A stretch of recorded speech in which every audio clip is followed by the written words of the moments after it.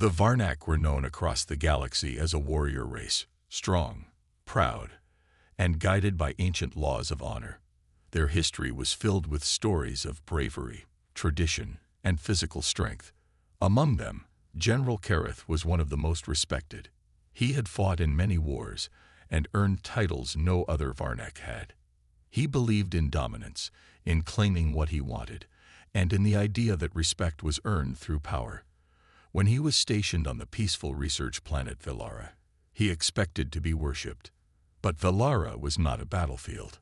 It was home to scholars, scientists, and thinkers from different species. That was where Kareth met Dr. Elira Morgan, a brilliant human xenobotanist working on Velara's environmental restoration project. She was smart, calm, and respected by all. Kareth became interested in her, not just because of her intelligence, but because she was unlike anyone he had ever met. There was only one problem. She was married. Her husband was Daniel Morgan, a quiet human working as a cultural observer for the Galactic Council. Kareth couldn't understand how someone like Elira could choose someone like Daniel. To him, Daniel looked average, soft-spoken, and completely unremarkable. In Varnak culture, such a man would never be respected. Kareth believed he could take Elira away without a fight. Kareth did not make an open challenge, as was the custom. He was clever enough to know that would not be accepted in this peaceful society. Instead, he used influence and subtle pressure. He started offering Elira more resources for her work, giving her special access to Varnak technology, and slowly began controlling her research environment. She grew uncomfortable, but couldn't prove anything was wrong. Kareth always made it look like he was helping. He would always speak politely in public, but his tone behind closed doors grew colder, more controlling. Daniel noticed the change. He wasn't a warrior, but he was not blind.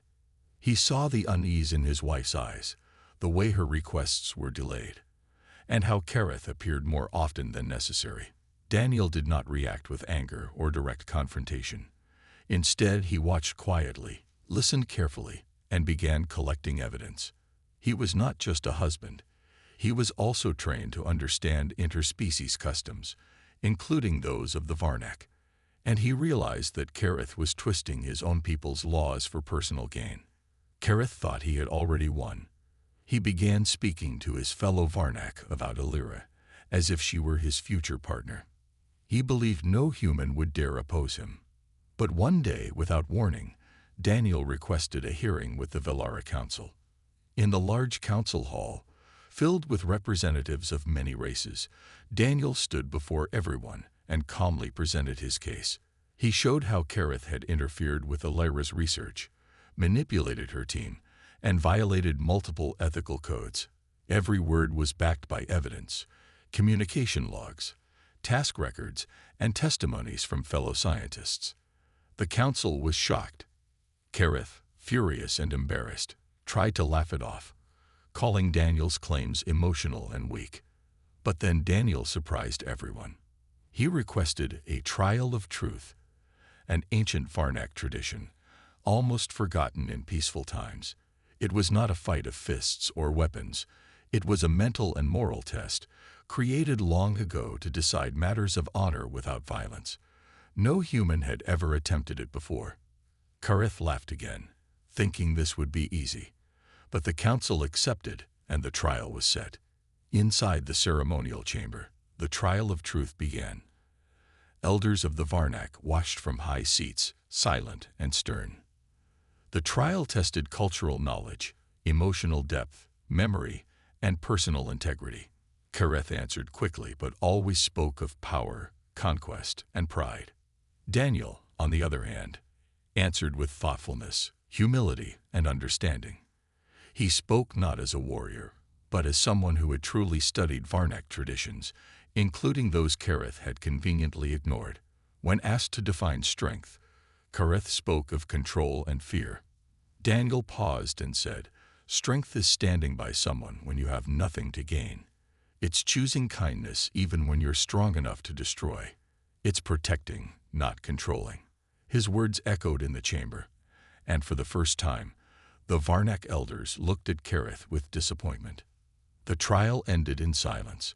Then the lead elder stood and declared that General Kareth had not only broken Varnak honor, but had also disgraced it. He was stripped of his title and sent back to his homeworld in shame. Daniel didn't celebrate. He didn't boast or mock Kareth. He simply turned to Elira, who had watched the entire trial, and smiled. They walked out of the chamber together, hand in hand. The message spread quickly across the stars, not just about Kareth's fall, but about the quiet human who had stood firm without anger, without. The galaxy learned something new that day, that humans, while not the strongest or fastest, held a strength that went beyond the physical. A strength built on love, trust, and quiet courage. The honor of the Varnak had been challenged, not by a stronger warrior, but by a better man. And in that trial, the galaxy saw that true strength could wear a soft voice and a gentle face, and still be unbreakable. Villara had always been a calm and neutral planet, a place where scholars, scientists, and diplomats from many worlds came together to build something better than war and power. Among its quiet buildings and green research domes, no one expected deception or manipulation.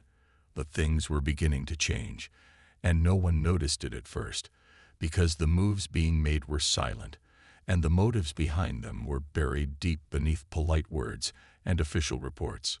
General Kareth, recently disgraced by the outcome of a trial of truth, should have left Villara in shame. But before his title was stripped, he had planted seeds, connections, favors, and influence. Even without his rank, some still respected his name, and others feared what he might one day become again. But Daniel Morgan, the quiet human who had exposed Kareth's misuse of power and defended his wife Elira with nothing but truth and courage, remained watchful. Daniel did not believe that Kareth was finished. He felt something was still moving beneath the surface, something careful, planned, and dangerous, not through direct action, but through quiet steps meant to go unnoticed. Elira had returned to her research, trying to put the past behind her, but even she admitted that things felt different now. Some of her reports were delayed for no clear reason. Key members of her team were suddenly reassigned. Equipment malfunctions became more frequent, and yet when she asked for technical checks, everything appeared normal. People began acting distant, like something was in the air, but no one could say what. Daniel, who worked quietly with the Galactic Cultural Council, had access to public files and open records, but more importantly, he knew how to read between the lines. He started noticing patterns, minor budget shifts, project delays, and personnel changes that made no sense if taken individually. But together, they created a picture. Someone was slowly isolating Elira again, taking control from behind a curtain of procedures and red tape. Kareth had learned from his mistakes.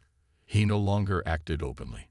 Instead, he worked through shadows, using others who owed him favors, planting whispers that Elira's methods were outdated, suggesting that human-led research needed closer guidance. One of his most trusted former officers, a Varnak named Sorrel, had quietly taken a position as project advisor, claiming to be independent. His presence brought unease, but no one dared question it. He smiled in public, spoke in neutral tones, but Daniel saw the subtle ways Sorrel stood too close to Elira's workstation, how he reviewed her files without explanation, and how he spoke to her team when she wasn't around. Daniel couldn't confront him directly, not without proof. So he did what he always did best. He observed, he listened, and he waited.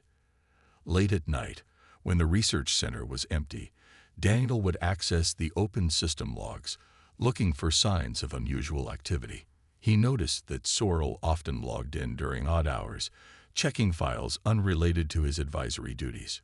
He also found that Sorrel was requesting environmental reports from other planets, ones connected to the Varnak military's expansion plans, something that had nothing to do with Elira's work. Daniel knew now that this wasn't just about one scientist or one marriage. It was something larger. Someone was trying to use Elira's research as a cover for something else, possibly a plan to manipulate planetary ecosystems for future control or colonization. And the worst part was, no one would believe it unless Daniel could expose the hidden pattern. Knowing that a direct complaint could be dismissed, Daniel reached out to an old friend in the Council's internal audit division, a cautious but curious Trelvani named Joro.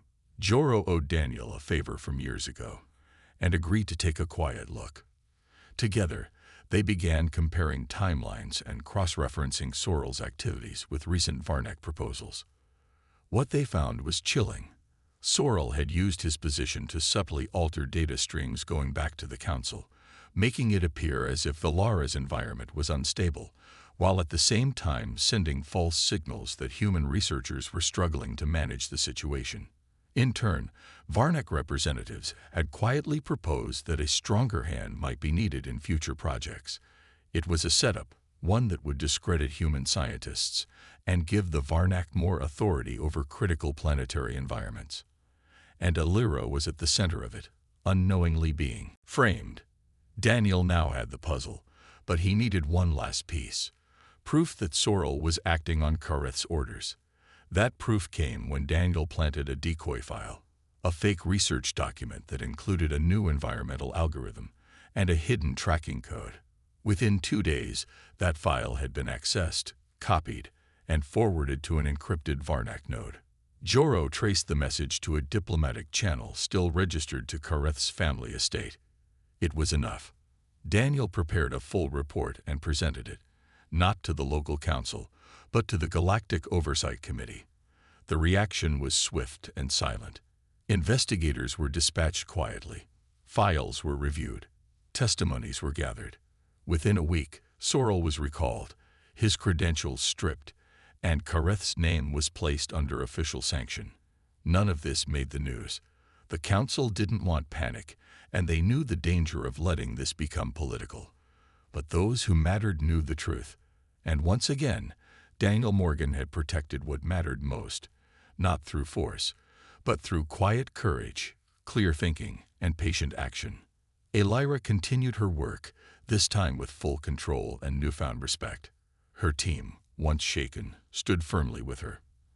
And Daniel remained in the background, never asking for praise, never seeking attention. The quiet human who had once stood before a warrior now stood before shadows, and with careful moves and quiet steps, he had uncovered what others could not even see. He had proven, once again, that true strength doesn't always roar. Sometimes it whispers, and in those whispers, entire futures are protected. Daniel Morgan had never wanted power, and he had never spoken louder than necessary. In a galaxy full of loud voices, aggressive leaders, and powerful beings from different star systems, he remained calm, observant, and soft-spoken. Most aliens underestimated him when they first met him. They looked at him and saw no visible weapons, no body armor, and no threatening aura. But what they didn't realize was that Daniel's strength didn't come from what could be seen.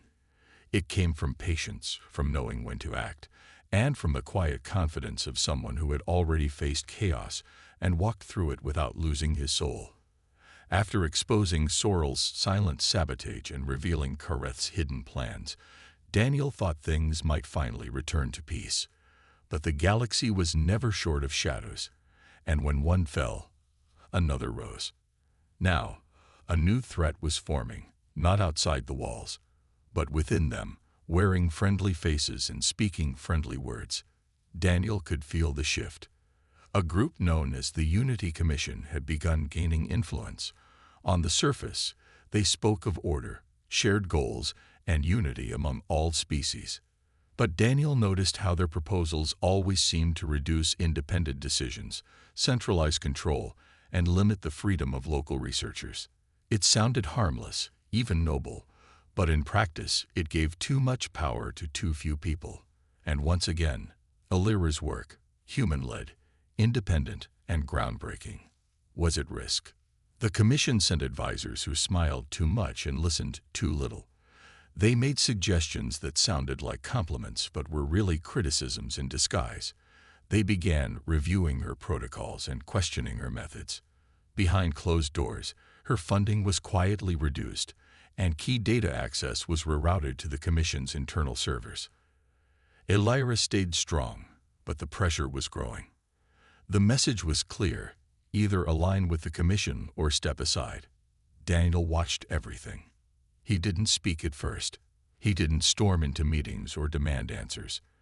Instead, he listened, read between lines, and waited for the moment the hidden truth would reveal itself. He wasn't just protecting Elira. He was protecting the right of humans to stand equally among other species, to lead and think and create without being controlled. One evening, as the sun dipped below the biodomes of the Lara and shadows stretched across the glass halls, Daniel received an encrypted message from Joro, his Trelvani friend in the Oversight Committee. It was brief but alarming. The Unity Commission had submitted a private petition to the High Council, claiming that Elira's research posed a strategic imbalance and suggested her facility be brought under special management. In other words, they wanted to take control. Daniel knew this was more dangerous than Kareth's old tricks. This wasn't just one man's revenge. This was an organized attempt to quietly shift power away from humans and into a bureaucratic machine. So once again, Daniel prepared, not with weapons or anger, but with truth, facts, and careful strategy. He pulled records, collected testimonies, and analyzed policy changes. He worked silently, without telling even Elira, because he knew the fewer people who knew, the safer the truth would remain until it was time. Then came the hearing. The High Council chamber was grand and cold, filled with powerful beings from across the stars. The Unity Commission presented their arguments with smooth words and polished smiles. They spoke of stability, fairness, and concerns about overdependence on unregulated research. When they were done, Daniel stood. He was alone, without rank or title, just a human in simple clothes. Some chuckled, others ignored him.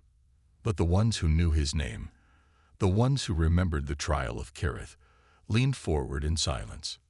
Daniel spoke plainly. He showed how the Commission had quietly absorbed control over dozens of projects across the galaxy, not through law but through suggestion. He revealed how they rewrote data to justify intervention. He showed how they created false emergencies to force researchers into accepting oversight. And he presented his final piece, an intercepted directive that proved the Unity Commission planned to gradually shift power away from the Council itself, replacing democracy with centralized control. The room went silent. No one had expected such evidence. The Commission tried to defend itself, but the damage was done. An emergency vote was called, and the Unity Commission's authority was frozen pending investigation. Elira's lab remained independent. Her research was restored. But what stayed in everyone's mind was the human who had stood alone, calmly, with no army and no threat.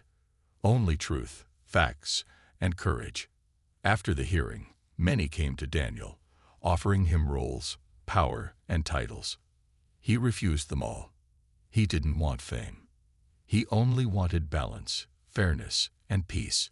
Elira hugged him that night without words, because none were needed. She knew he had once again stood between her and the storm, not with fire, but with quiet strength. In the weeks that followed, Daniel became a symbol, not of war or politics, but of integrity. His name was spoken in hushed respect, especially among those who still believed that one person could make a difference without shouting. And somewhere, deep in the stars, others watched too. Those who had doubted humans now saw them differently. Not all humans were warriors. Some were quiet. But in that silence, there was power. In that stillness, there was a force stronger than fear. The quiet human had stood. And the galaxy would not forget. The grand chamber of the Galactic High Council stood silent, its towering crystal walls glowing faintly with energy from the core of the station, as hundreds of beings from across the galaxy gathered to witness what many whispered would be the most important hearing of the cycle. The case was strange, not about war, not about trade, but about one human who claimed to hold proof that the Council itself had been missiled for years. His name was Elias Grant, a former data analyst and quiet advisor to the Terran delegation. someone who rarely spoke during meetings and was often seen as background noise by the powerful species that ruled the galaxy. But now, he stood alone at the center of the room, without allies, without formal backing, and with only a single data crystal in his hand. The council's members watched with unreadable expressions, unsure whether this human's claims would lead to a political embarrassment or a galaxy-shaking revelation. Elias had uncovered something no one was supposed to find: a secret pattern of falsified information, hidden between layers of routine reports, where critical incidents had been rewritten to hide the involvement of a powerful alliance known as the Core Directive. This alliance was believed to be neutral, only focused on peacekeeping and regulation. But Elias believed they were silently rewriting history, removing blame from their allies, and shifting suspicion onto smaller, less influential species, sometimes even on humans. He hadn't discovered it by accident. For years, he had been tracking anomalies in diplomatic data, strange shifts in the voting patterns of planetary representatives, and the sudden disappearance of entire investigative reports. But he never said anything, not until the patterns became undeniable. When he first brought it to the attention of his superiors, they smiled politely and told him he was overthinking. When he pushed again, they warned him to let it go. And then, someone tried to kill him. That was when he knew he was right. Now, as he stood in front of the most powerful beings in existence, he began to speak, not with emotion, but with clarity. He laid out the data trail, showing how minor edits had been made to diplomatic incidents, how conflicts were reshaped to make some look like aggressors, while others appeared innocent, and how decision-making was slowly being manipulated. He named names. He listed dates, and every word was backed by irrefutable digital evidence, all recovered through layers of encoded backups, data shadows, and forgotten system logs. The chamber remained dead silent, and the expressions of the Core Directive's leaders shifted from polite amusement to barely concealed panic. They tried to interrupt, calling the evidence a fabrication, but Elias didn't stop. He revealed how independent investigators were either reassigned or discredited, how funding for neutral audits had mysteriously vanished, and how one species, once an enemy, was rebranded as a peaceful ally without any mention of the war crimes they had committed only 2 years before. And then he played the recording. It was short but devastating. A private communication between 2 Core Directive leaders discussing how to reshape public memory by scrubbing files and planting false statements across information streams. The words echoed through the chamber like thunder. There was no spin, no room for interpretation. It was manipulation on a galactic scale. When the recording ended, no one moved. Even the Council's oldest members, who had lived through empires rising and falling, stared in stunned silence. Elias didn't ask for rewards. He didn't demand punishment. He simply said, "The truth belongs to everyone. And if we cannot face it, we do not deserve to lead." For a long moment, no one responded. And then, slowly, one by one, Council members began to speak, not to argue, but to confirm, to check the data for themselves, and to cross-reference records. What they found matched everything Elias had said. The fallout was immediate. The Core Directive's operations were suspended. A special tribunal was formed. Investigations were launched into every department they had touched. Elias was offered protection and awarded the title of Truth-Bearer, an ancient honor that hadn't been used in over 1,000 cycles.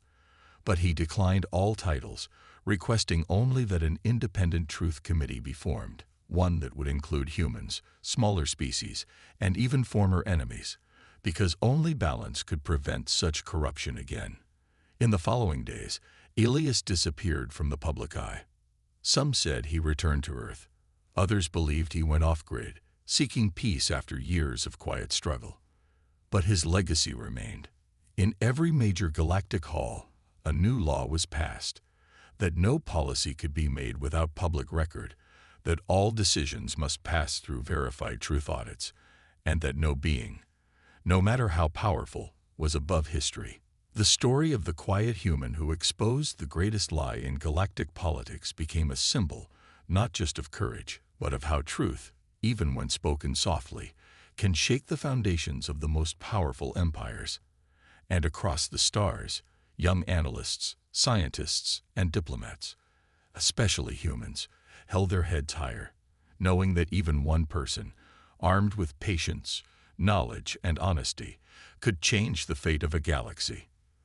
The trial of truth had ended, but its echo would last forever.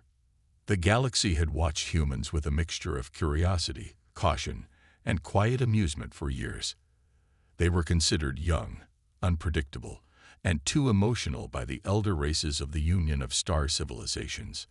Many saw them as reckless newcomers who got lucky during a few skirmishes and diplomacy games, but no one truly understood them, not until the incident on Aetheris Prime, when an arrogant empire decided to teach humanity a lesson and instead received one that would never be forgotten. The Varnock Dominion, a cold and calculating race, had ruled over 6 sectors with an iron grip for centuries, believing in domination through power and fear. They viewed humanity as a noisy but weak species, undeserving of the respect they had gained recently through minor victories and alliances. To put them back in their place, the Varnock staged a silent invasion of a small human outpost on the edge of neutral space. Nothing too dramatic, just enough to humiliate them in front of other species. They expected the humans to either panic or beg for help from their allies. But what came next shook the entire balance of the galaxy. The human response didn't come through warships or angry broadcasts. It came through a silent team, a single vessel, and a man named Commander Riven Hale, known by few but respected by all who had served under him. Riven didn't make speeches or threats. He simply listened, studied the enemy, and acted with precision that was terrifying in its silence. The outpost was taken back in less than 12 hours, not with overwhelming force, but with tactics so clean, so calculated, that no Varnock soldier survived to report what happened. Surveillance drones recorded nothing. Communications were blocked. The Varnock flagship, which had hovered in orbit with confidence, was found drifting powerless, its crew unharmed but mentally shaken. They refused to speak of what they saw, only saying that the humans moved like shadows and that their eyes knew too much. Within days, the human high command released a simple message to the galactic network. The sovereignty of humanity is not a request, it is a fact. No threats, no demands, just a statement and a warning. While other empires had often responded to such provocations with long-winded declarations and fleets of warships, the humans did not follow those rules. They believed in response, not reaction, in preparation, not panic. And the galaxy began to realize that humans didn't just fight wars. They studied their enemies, adapted to their weaknesses, and struck when least expected. This incident caused a shift in perception. The elder races met in secret councils, questioning whether they had misjudged the Terrans. The Varnock were forced to withdraw their forces from 2 contested systems, not because of human threats, but because their own allies now feared being on the wrong side of human silence. What haunted the galaxy most wasn't the firepower, it was the unpredictability. Humans, it turned out, weren't loud when they were serious. They became quiet, focused, unstoppable. And as records of ancient battles were reviewed, scholars found a strange pattern. Every time humanity had been cornered, betrayed, or underestimated, they had responded not with desperation, but with a terrifying kind of clarity. They made their enemies disappear without spectacle, collapse without chaos, and surrender without even understanding how they had lost. Soon, military academies across the galaxy began teaching courses on Terran psychology, warning future leaders not to provoke what they didn't understand. One instructor famously said, "If you can hear the humans talking, you're still safe. If they go silent, pray." Over time, the phrase spread. The silence of humans is the loudest warning. But for Commander Hale, none of this mattered. He wasn't interested in fear or reputation. He returned to Earth quietly, to a small home near the coast, refusing medals and politics. When asked why he did what he did, he simply said, "We don't teach with words. We teach with lessons." And across the galaxy, the lesson echoed. The Varnock Dominion never attempted another strike. Other species, once dismissive, began treating human diplomats with cautious respect.